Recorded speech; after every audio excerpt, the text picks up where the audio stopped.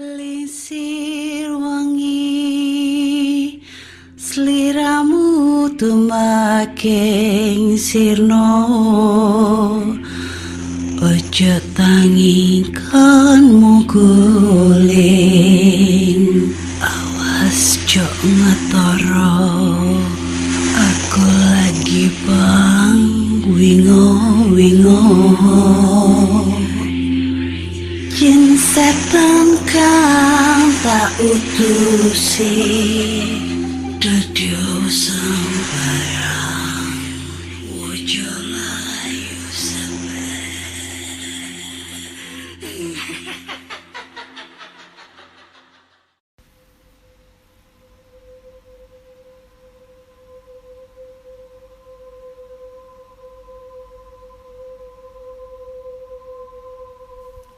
Assalamualaikum warahmatullahi wabarakatuh. Selamat datang di podcast kisah horor.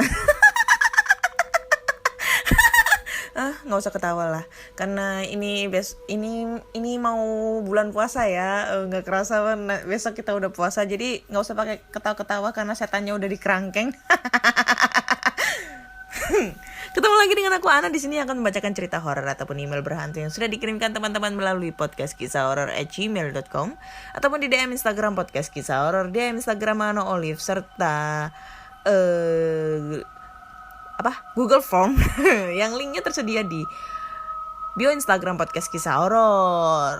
Ya, ini masuk di episode 88 di tanggal 12 April 2021 jam setengah 12 malam ya. Besok jam 3 subuh itu nanti kita udah sahur ya. Gak kerasa besok itu udah memasuki bulan puasa ya, bulan Ramadan. Aduh, bakal terjadi hal-hal yang horor. Horornya adalah kapan kamu nikah, kapan kawin, mana calonnya, anjay. Ya, kalau kalian kemarin ngikutin story di Instagram aku, kemarin aku memperjuangkan cinta aku ke Makassar, Sulawesi Selatan ya, yang endingnya aku nggak jadi sama dia, sedih banget. Ini sebenarnya aku harus sedih ya, tapi karena teman-teman banyak yang mensupport aku gitu ya, jadinya aku nggak boleh sedih ya. Kan masa mau ngebawain cerita horor harus sedih? Nggak masuk akal gitu ya. Jadi kalau mau bawain cerita horor itu ya harusnya horor dong, nakutin dong, bukan yang sedih dong, kayak gitu ya. Gitu. Terus kemarin tuh sempet aku bikin polling di Instagram aku di story, apakah aku harus membuat podcast lagi tentang podcast galau yang judulnya podcast kisah sedih. Ya, ada 19 orang ngejawab iya, ada 12 orang yang ngejawab tidak. Tapi udah terlanjur guys, udah bikin aku barusan ya, walaupun episode pertama baru perkenalan, judulnya podcast kisah sedih. Langsung aja didengerin ya podcast kisah sedih. Kalau mau bagi-bagi pengalaman cerita-cerita sedih galau, bisa aja lah, kalian langsung aja kirim ke email podcastkisahsedih@gmail.com ya. Aku nggak terlalu banyak ya ngepromoin podcast aku satunya di podcast kisah horor, cukup sekali ini aja ya. Kalau kalian mau ngedengerin langsung aja check it di Spotify gitu ya. Mohon maaf ya yang nggak suka aku bikin podcast galau, udah terlanjur guys gitu ya, karena katanya tuh banyak banget yang nggak suka gitu kalau aku ngebawain galau, nggak pantas katanya, nggak cocok banget gitu. Ya udah terlanjur. Terlanjur. Hehe, ya udahlah, langsung aja kita bacakan cerita-cerita ya. Waduh, panjang guys. Oke.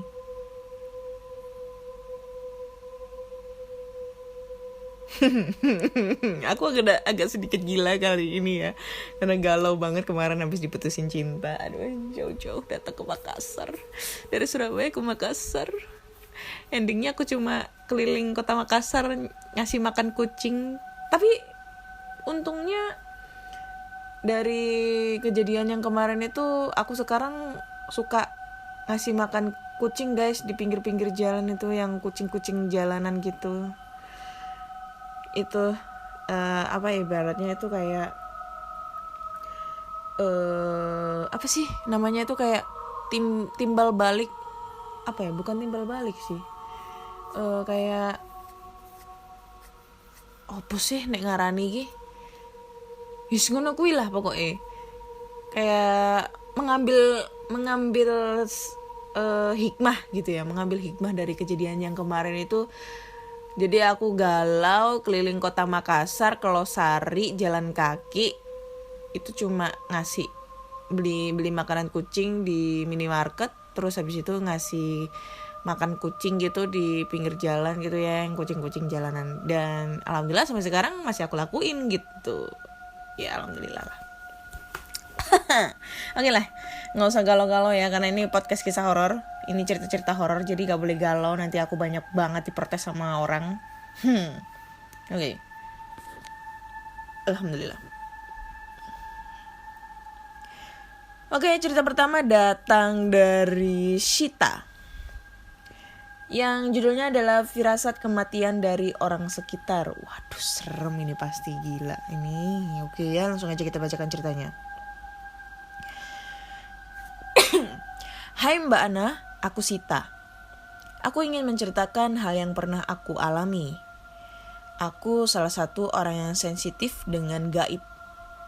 Tapi aku tidak pernah tahu apakah ini sixth sense atau halusinasiku. Tapi apa yang ku alami selalu benar. Kali ini aku akan menceritakan ketika almarhum ayahku mendekati kematiannya. Dimulai sejak 1 bulan sebelum kematian ayah.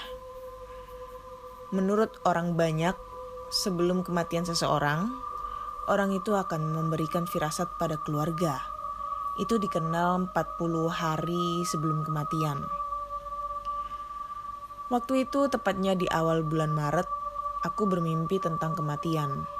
Tapi itu sangat tidak jelas. Aku tidak bisa melihat siapa yang meninggal saat itu. Hanya saja aku melihat banyak orang di rumahku.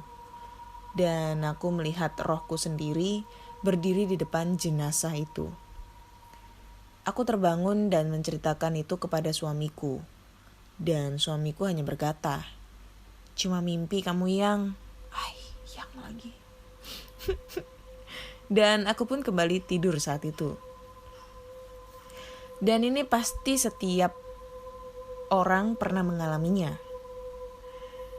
1 minggu kemudian lagi-lagi aku harus bermimpi yang membuat aku tidak tenang. Karena aku tahu jika ada mimpi seperti ini pasti adalah firasat untuk orang sekelilingku. Aku bermimpi kembali tentang kematian. Mimpi itu sangat menyeramkan. Aku melihat sekelompok pocong mengelilingi rumahku. Mungkin ratusan pocong karena yang kulihat sangat padat. Dan beberapa pocong itu membawa peti mati yang dipikul di pundak mereka. Hanya 1 peti mati. Lalu mengarah ke rumahku. Aku terdiam di mimpi itu. Dan yang kulihat di rumahku hanya ada ayah yang sedang duduk. Lalu aku terbangun. Lagi-lagi aku buang jauh-jauh pikiran tidak baik itu. 2 minggu kemudian, lagi-lagi aku bermimpi buruk tentang ayah. Dan ini sangat buruk. Untuk pertama kalinya, ayah selalu ada di dalam mimpiku di bulan Maret waktu itu. Aku bermimpi melihat ayah sakaratul maut. Aku melihat gambaran jelas. Ada suamiku, kakakku, mamaku, omku, dan aku melihat diriku sendiri berdiri di dekat mereka. Aku melihat ayah sesak nafas melihat ke arahku, seperti meminta tolong. Seluruh keluargaku panik saat itu yang kulihat, dan aku terbangun kembali. Aku segera menelpon suamiku untuk menceritakan tentang mimpi itu, dan dia hanya berkata, "Sudah, positive thinking saja. Aku tahu firasatmu terkadang benar, tapi itu tidak mungkinlah, yang..." Katanya. Dan aku hanya menghela nafas dan berusaha meyakinkan diriku itu tidak benar. Dan tiba saat hari Rabu 9 Mei 2018 tepat pukul 6 pagi, ayahku mengalami sakaratul maut dan persis sekali seperti mimpiku. Aku menangis menenangkan sejadi-jadinya karena ini benar-benar seperti mimpi. Tapi mimpinya yang nyata dan aku tidak pernah menyadari kalau ini adalah firasat. Sudah Mbak Ana, segitu dulu. Setelah ini masih ada sambungan dari ceritaku ini. Karena setelah kejadian itu, mataku semakin peka. Terima kasih sudah dibacakan Mbak Ana. Jika ada kalimat yang tidak enak atau penulisan tidak benar, mohon dimaklumi. Terima kasih. Regret me, Sita. Oke, thank you ya Mbak Sita buat ceritanya. Tapi sebelum aku mau membahas tentang cerita Mbak Sita, pertama aku akan mengucapkan turut berbelasungkawa buat ayahnya Mbak Sita ya. Semoga amal ibadah beliau diterima di sisi Allah SWT, dilapangkan kuburnya, serta ditempatkan orang-orang yang beriman di sisi Allah SWT. Amin amin ya rabbal alamin ya. Sedih ya kalau cerita tentang orang tua. Apalagi kalau kalian masih punya orang tua, jaga orang tua baik-baik, rawat mereka dengan baik, dengan penuh kasih sayang, selagi mereka masih ada, selagi mereka masih bisa menjaga kalian ya, jangan sampai menyakiti hati mereka gitu. Pesan moral guys ini ya. Kalau ini ya menurut aku ya tentang pengalamannya Mbak Sita ini bisa sih dijadikan sixth sense. Bukan sixth sense sih, ibaratnya ya kepekaan. Kalau menurut orang tua zaman dulu itu ya, atau mungkin yang pernah aku dengar dari orang-orang sekitar, kalau misalnya ibaratnya itu kayak kita ngetahuin ada salah satu anggota keluarga yang meninggal, pasti tanda-tandanya adalah kayak tingkah lakunya itu berubah gitu loh, yang kayak dianya itu kayak peka banget kalau udah mau nggak ada gitu loh. Mungkin contohnya kayak pamitan, kayak pamitan gitu loh, kayak beda gitu loh dengan apa yang dia lakukan kesehariannya kayak gitu, sering bersih kayak gitu ya, sering berbuat baik apa kayak gitu. Ada lagi yang mungkin tanda-tanda saudara atau keluarga kita itu ada yang meninggal itu mungkin kalau orang tua ya, orang-orang zaman dulu tuh ngiranya tuh mesti kalau gigi kita nih, kita mimpi gigi kita ada yang copot. Nah, itu katanya ada orang terdekat kita yang meninggal, itu katanya. Terus mimpi apa lagi ya? Oh enggak, ini kayak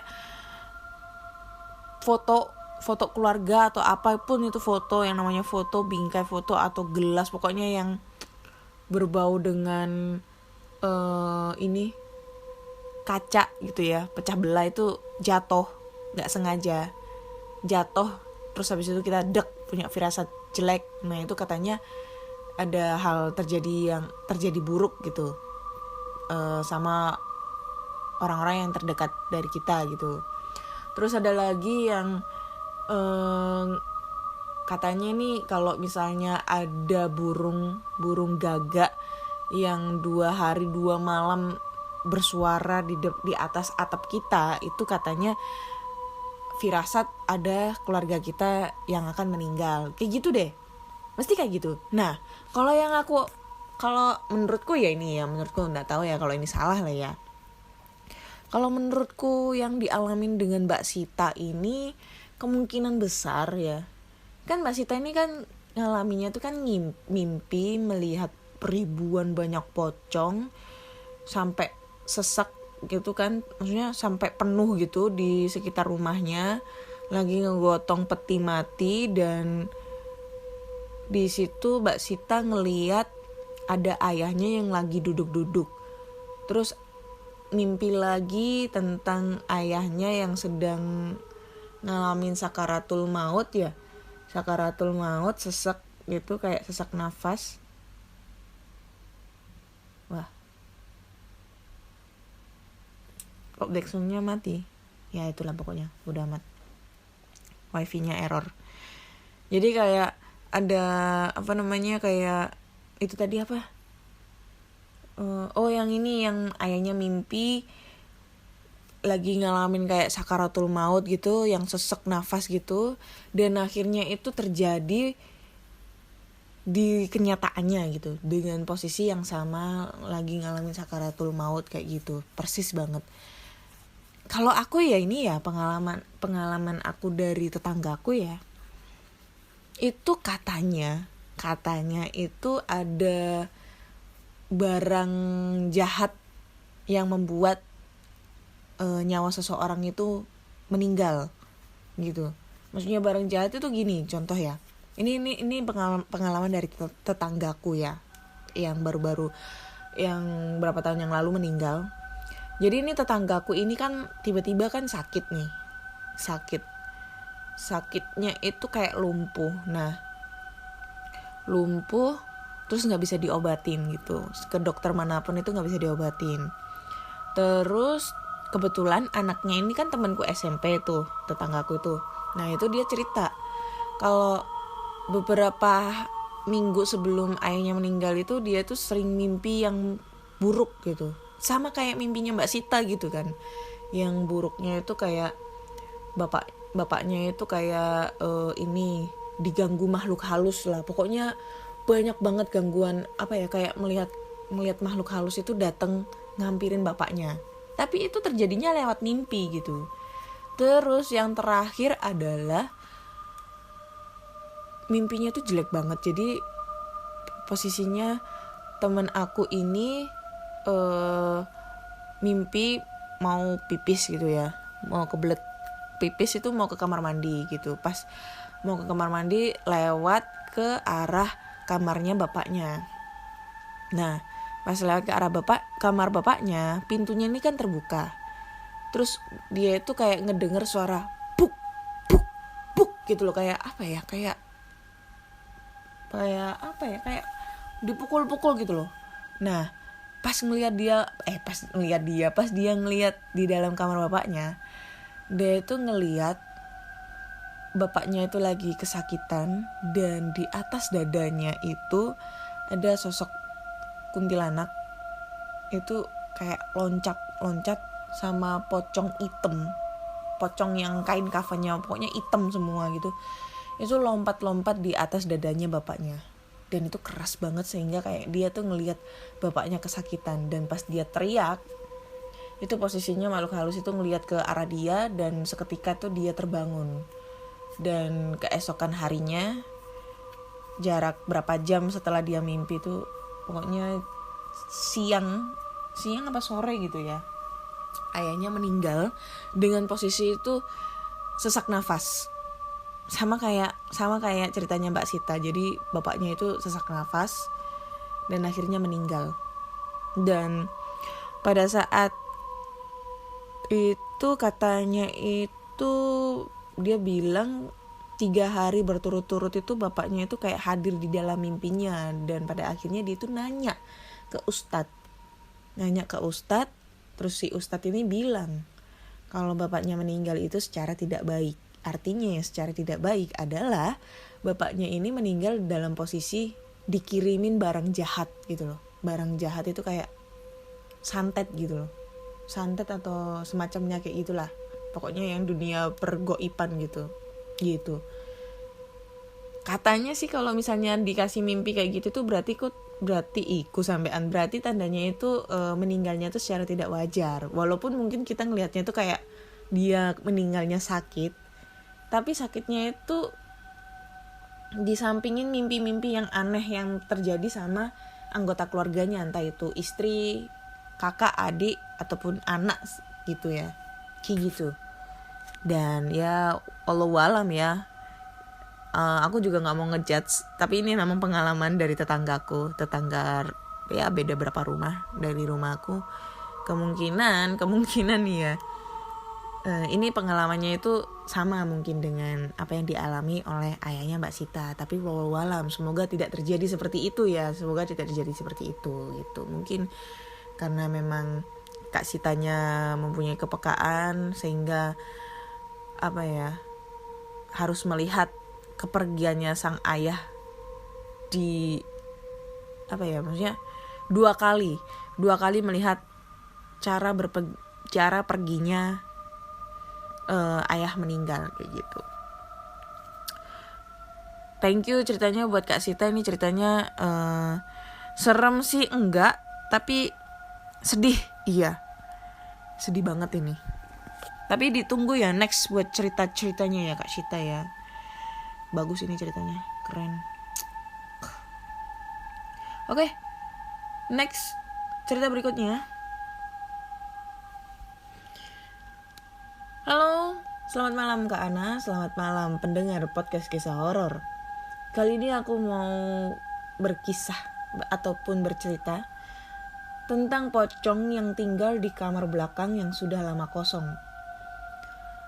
Jadi ceritanya gini Kak. Cerita ini tuh kisah nyata dan terjadi di rumah aku. Aku tinggal bersama ayah, ibu, dan 1 orang adik perempuanku. Di rumahku terdapat 6 kamar. 4 di bawah dan 2 di atas. 4 kamar di bawah, 2 di antaranya tidak ditempati. Kamar belakang dan kamar tengah. Sedangkan 2 kamar di atas juga tidak ditempati, melainkan dijadikan sebagai gudang dan digunakan sebagai tempat menjemur dan menggosok. Kamar tengah tidak digunakan lagi semenjak almarhum kakekku meninggal. Entah mengapa semenjak kakek dan nenekku meninggal, rumah menjadi semakin seram dan hal-hal aneh menjadi sering terjadi. Dimulai dengan uangku yang sering menghilang, adikku melihat sosok wanita dengan muka seram, kuku jari yang panjang, rambut yang mengembang dan mata yang melotot. Penampakan dimimpikan hal-hal aneh dan diganggu hingga penampakan menjadi hal yang sering terjadi. Cerita penampakan, mari kita mulai dari yang level terendah, yaitu level 1. Yaitu adik saya yang melihat penampakan pocong di kamar belakang. Kamar belakang sebelum dijadikan gudang adalah kamar yang ditempati. Terdapat kasur besar dan bertingkat. Ada lemari dan juga televisi. Namun semenjak kakak sepupu saya sudah kuliah, maka kamar itu sudah tidak ditempati lagi. Kejadian itu terjadi pada sore hari, ketika adikku ingin ke kamar mandi. Letak kamar mandi berada di seberang kamar belakang. Kamar belakang memiliki lampu yang memang sedikit remang-remang. Ketika adik saya ingin masuk kamar mandi, tidak sengaja dia melihat ke arah kamar belakang. Dan dilihatnya sosok pocong yang sedang menghadap ke arah adik saya, sedang tidur di kasur yang di atas.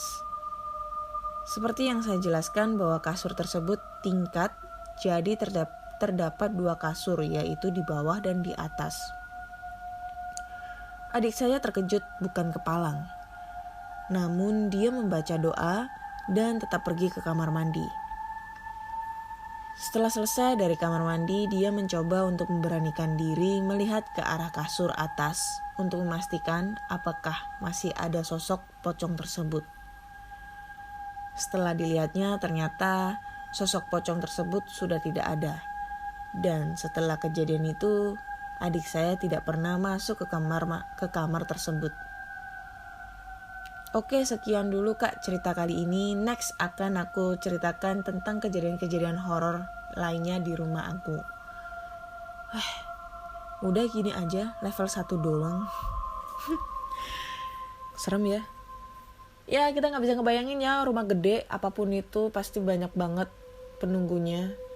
Apalagi yang rumahnya itu banyak banget kamar dan kamar tersebut gak dihuni.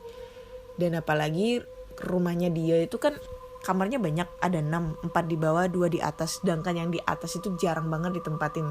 cuma dibuat jemur. Nah, gak kebayang dong gimana seremnya yang di atas itu, kamar yang di atas itu. Kalau misalnya kita lagi enak-enak santai di bawah nonton TV, tiba-tiba kedenger suara duk duk duk duk duk duk duk di atas. Gila, ini udah sering banget gue alamin dulu sebelum kamar atas ini jadi. Jadi sebelum kamarku atas jadi itu masih dipakai buat tempat ngejemur gitu kan. Jadi kamarku dulu tuh di bawah. Nah, jadi kamar atas ini udah dipasang keramik lah, udah dipasang keramik. Nah, rumahku ini kalau dari atas itu kalau ada suara orang jalan agak keras, itu kedengeran sampai bawah. Duk duk duk duk itu kedengeran. Pokoknya orang jalan tuh kedengeran. Apalagi jalannya itu agak ngehentak gitu kan, kedengeran banget. Ini pengalaman dulu ya waktu masih aku nempatin kamar bawah, sekitar aku masih SMP lah. Nah, pada saat itu kebetulan aku tinggal sendiri nih di rumah, karena orang tuaku kebetulan lagi ada acara ziarah ke Wali Songo gitu kan. Jadi mau gak mau aku harus tinggal di rumah sendirian. Posisinya aku lagi nonton TV nih di ruang tengah, karena kamarku dulu belum ada TV-nya, jadi TV masih ditaruh di ruang tengah. Lagi asik-asik lihat TV, posisinya itu siang ya sekitar habis duhur lah, sekitar jam 1 jam 2 gitu, lagi asik nonton TV, tiba-tiba tuh kedengar suara duk duk duk duk gitu, kayak orang jalan gitu loh, keras banget. Nah, logika ya, gak mungkin dong ini tikus gitu. Secara ini kan keramik kan, segede apa sih kakinya tikus itu sampai terdengar suara bunyi kayak gitu. Kucing juga gak mungkin, segede apa kakinya kucing. Wah, mikir dong. Yang aku pikirkan itu bukan makhluk halus waktu itu, bukan setan, tapi yang aku pikirkan adalah maling itu. Wah, takut itu kalau misalnya ada maling kan. Tapi aku mikir, maling masuk dari mana? Secara udah di tembok tuh, gak bisa masuk lah maling, soalnya ketutupan kayak keteralis gitu loh, gak bakal bisa masuk maling. Mikir yang aneh-aneh dong. Terus inisiatif mau ngecek ke atas gitu kan, karena ya mikirku masa sih siang-siang ada setan, gak mungkin gitu kan. Ya udahlah, dengan memberanikan diri aku periksa tuh ke atas. Aku cek ke kamar mandi, ke ruang jemur, ke gudang, nggak ada siapa-siapa. Sambil bawa sapu tuh, karena takutnya tuh maling, tuh masih mikirnya maling. Nggak ada siapa-siapa. Posisinya juga lantai itu kan berdebu. Kalau misalnya ada yang lewat kan pasti kelihatan tuh jejak kakinya itu. Itu pun juga bersih, nggak ada gitu. Ya udah, mikir kan aneh-aneh. Mungkin perasaanku aja. Turun ke bawah, nggak lama kemudian kedengeran lagi suara duk duk duk duk. Wah, ini makin kenceng dan makin kayak lama, kayak orangnya ini kayak lari-lari gitu loh di atas. Duk duk duk duk duk duk duk duk gitu kan. Udah gak karuan. Ngecek lagi ke atas, nggak ada apa-apa. Turun lagi ke bawah. Dan itu sebelum aku turun ke bawah itu aku ngecek jejak kaki juga udah nggak ada.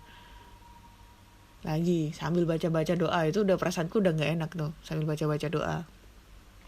Ketiga kalinya ini beda. Ini kayak suaranya tuh kayak langkah perlahan. Maksudnya ada temponya. Duk, duk, duk, duk. Ya sekitar kurang lebih 5 langkah lah. 5-6 langkah.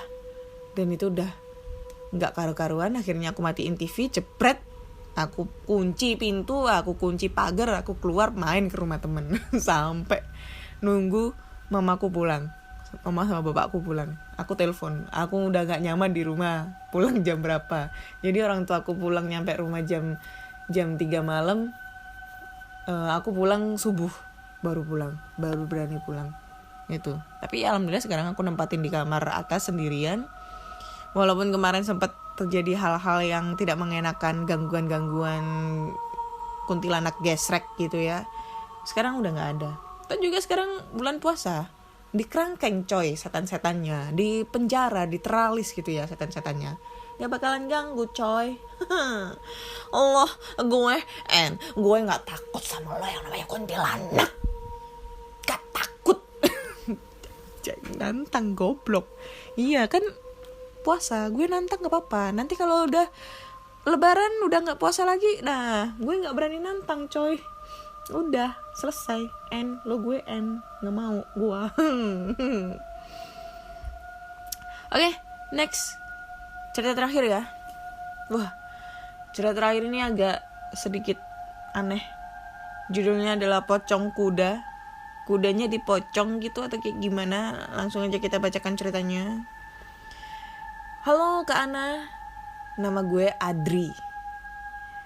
Gue pendengar baru di podcast kisah horor dan sekarang aku lagi dengerin maraton nih. Dan ini baru pertama kali aku kirim cerita ke podcast Kak Ana, ataupun aku nggak pernah kirim cerita ke podcast lain. Aku punya banyak cerita misteri pengalaman ibuku. Aku sendiri belum pernah ngalamin dan jangan sampai dah. Dan ini salah satu ceritanya. Waktu itu aku masih SMP. Kebetulan aku masih tinggal di kampung, tepatnya di Bandungan Ambarawa. Jadi ceritanya begini Kak. Di suatu sore sekitar jam 5-an, waktu itu aku lagi nongkrong-nongkrong aja di pos ronda sama temen-temen.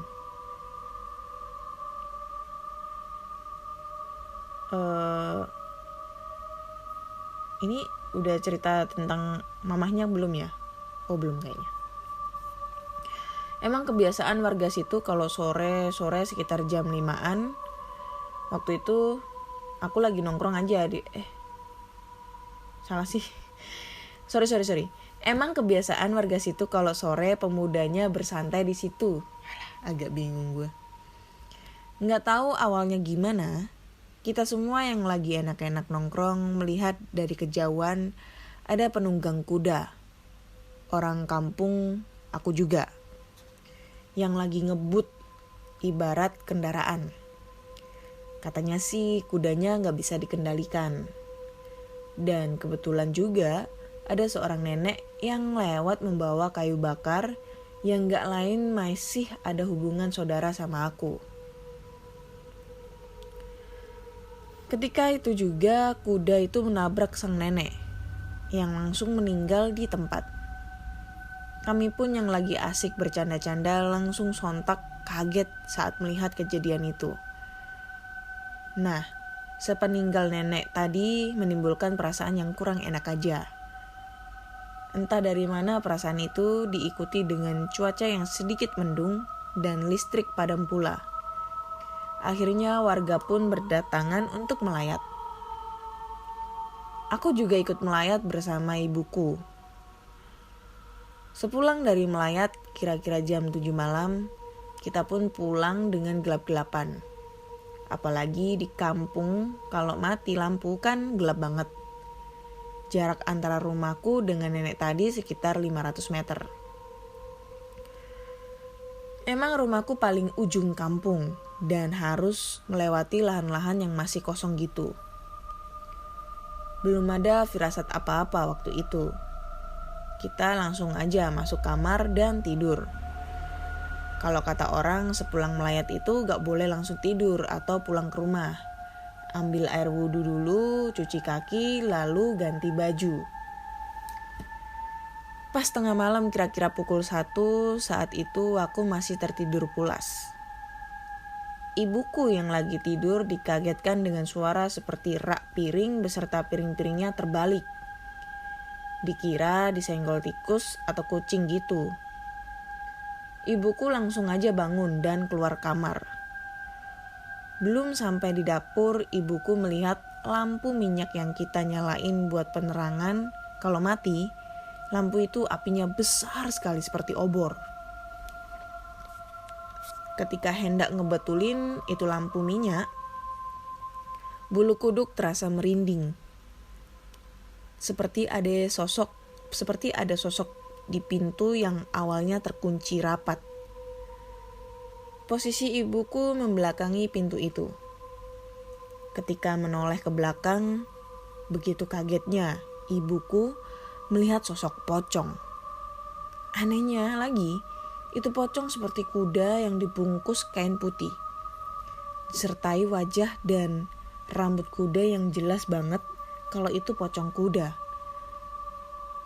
Tanpa disadari, ibuku yang baru bergerak sedikit aja udah terpental sampai pintu kamarku. Hendak bangunin aku dan berteriak minta tolong pun gak bisa. Seperti gak ada tenaga dan suaranya. Aku waktu itu yang lagi enak-enak tidur gak tahu apa-apa. Taunya pas pagi hari sekitar jam 5, aku dibangunin sama ibu aku yang ternyata ibuku udah pingsan duluan sebelum bisa banguninku. Untung bukan aku yang ngalamin. Pagi harinya pun dan hari-hari berikutnya udah tenang kembali. Mungkin itu peringatan kalau kita sepulang melayat jangan langsung tidur. Usahakan berwudu dan sholat. Kayaknya cukup ini aja dulu yang mau aku postingin. Masih banyak lagi kok pengalaman ibuku yang menarik. Lain kali aku bakal kirim lagi. Maaf kalau cara penulisanku berantakan, cerita kurang detail dan gak serem. Yang pasti aku tahu penggemar podcast kisah horor juga kok. Buat para penggemar lainnya ditunggu ya cerita dari aku. Oke. 3 cerita kali ini adalah tentang pocong ya. Ya. Cerita pertama tentang firasat yang dihantui oleh pocong. Cerita kedua adalah adik yang melihat pocong lagi tidur di atas kasur. Dan yang ketiga adalah pocong kuda. Ya. Ya itu juga sih, itu menjadi suatu pesan ya buat kita semua ya. Kalau kalian habis melayat, entah itu melayat ke rumah duka, entah itu habis dari makam, usahakan itu sebelum masuk ke rumah atau mau pegang anak kecil juga ya, itu harus wudu atau enggak cuci kaki. Kalau bisa sih sholat, karena dipercaya sih makhluk-makhluk halus itu menempel pada saat itu sama kita gitu. Karena banyak banget sih kasus-kasus ya, nggak tahu ya. Karena kalau orang desa tuh masih percaya banget kalau semisalnya nih ya contoh, lu abis melayat nih ke makam, habis itu lu pulang belum wudu belum sholat, tiba-tiba pegang anak kecil itu pasti kena sawan itu maksudnya ditempelin gitu loh, ditempelin makhluk halus, sehingga anak kecil itu sering nangis, sering ditakut-takutin, sering digodain apa segala macam, akhirnya nangis terus sampai sakit panas. Nah itu namanya sawan yang bisa mengakibatkan psikis anak gitu kan. Nah itu juga bisa berpengaruh dengan kita juga. Misalnya lu itu tadi kayak ceritanya si siapa tadi namanya, gue lupa, Adri. Nah itu kalau misalnya lu pulang dari makam dan belum wudu belum apa, pasti dihantui, dimimpiin yang tidak baik kayak gitu. Tapi ya itu nggak tahu ya. Tapi ya ini pengalaman aku selama aku explore di tempat terbengkalai, aku belum pernah, ya jangan sampai lah ya, maksudnya dalam arti selama aku explore yang dibilang orang-orang angker itu, pulang pun juga nggak pernah wudu, nggak pernah cuci kaki, langsung tidur blakset, tapi belum pernah mengalami hal-hal yang aneh gitu loh. Dalam hal mimpi apapun itu belum. Tapi mungkin nggak ngefek kali ya kalau tempat-tempat angker, beda sama makam. Karena kalau makam itu kan udah jelas banget ya, itu adalah tempat peristirahatan terakhir buat orang-orang yang sudah meninggal. Dan itu juga rumah masa depan kita. Dan pastinya itu banyak banget makhluk-makhluk halus. Jadi gak ngefek sama tempat-tempat angker. Karena tempat angker itu juga belum tentu ada setannya dibandingkan di makam gitu ya. Banyak banget kalau di makam itu setannya kayak gitu. Ya itu pesan moral ya. Maksudnya bukan pesan moral ya, itu nasihat.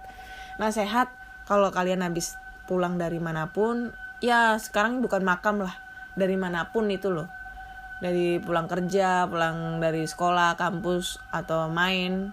Kalau mau masuk rumah usahakan cuci kaki, cuci tangan. Udah gitu, iya kan? Pocong kuda, kudanya dipocongin kayak gimana anjay. Oke deh, udah 3 cerita yang aku bacakan. Jadi mungkin cukup sekian dulu di episode 88 ini.